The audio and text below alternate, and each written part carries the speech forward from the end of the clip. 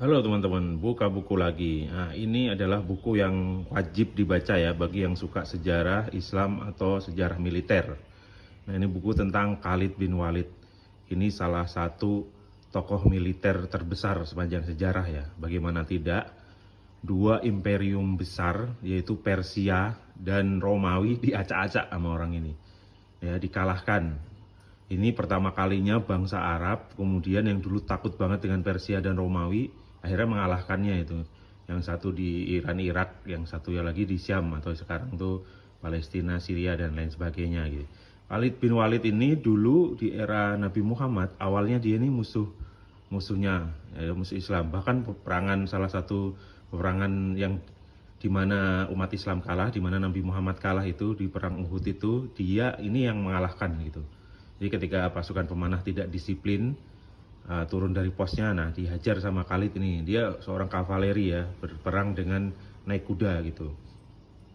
Nah si Khalid bin Walid ini kemudian masuk Islam dia. Nah lalu kemudian dia menjadi dijuluki pedang Allah gitu. Nah dia kemudian melakukan ekspansi, penaklukan di mana-mana. Nah, kisah Khalid itu memang ini ya, menarik ya, karena dia adalah justru ketika dia jenderal yang berhasil mengalahkan Persia, Romawi malah dipecat gitu sama Umar bin Khattab. Nah, di buku ini juga dijelaskan tuh bagaimana awal mula Khalid ini kemudian menjadi kayak rival lah dengan Umar. Lalu kenapa Umar gak suka dia, diruntut dari masa kecilnya dulu dan lain sebagainya gitu. Dan Khalid ini kan juga kalau kita suka dengar sejarah Islam itu, dia adalah orang yang ironis ya. Dia itu perang, bahkan di mana-mana perang itu luka di sekujur tubuhnya itu hampir tidak ada yang jaraknya lebih jauh dari sejengkal. Jadi tubuhnya penuh luka.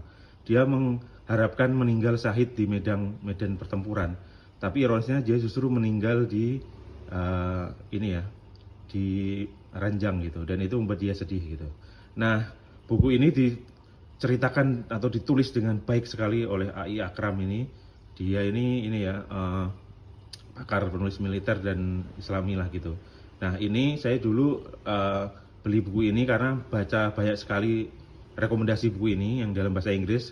Saya sedang carinya, ternyata ada yang bahasa Indonesia gitu, lebih murah dan lebih enak dibaca kan. Jadinya ini menurut saya layak untuk dibaca nih teman-teman ya. Bagi yang suka sejarah militer, sejarah Islam itu sendiri, terus tokoh-tokoh, dan di sini perangnya itu battle-nya dijelaskan dengan sangat detail. Jadi kita kayak menonton film kolosal gitu. Enak sekali ini dibaca. Jadi bagi yang suka buku, suka sejarah, ini layak untuk dibaca dan dikoleksi, teman-teman. Demikian, semoga bermanfaat.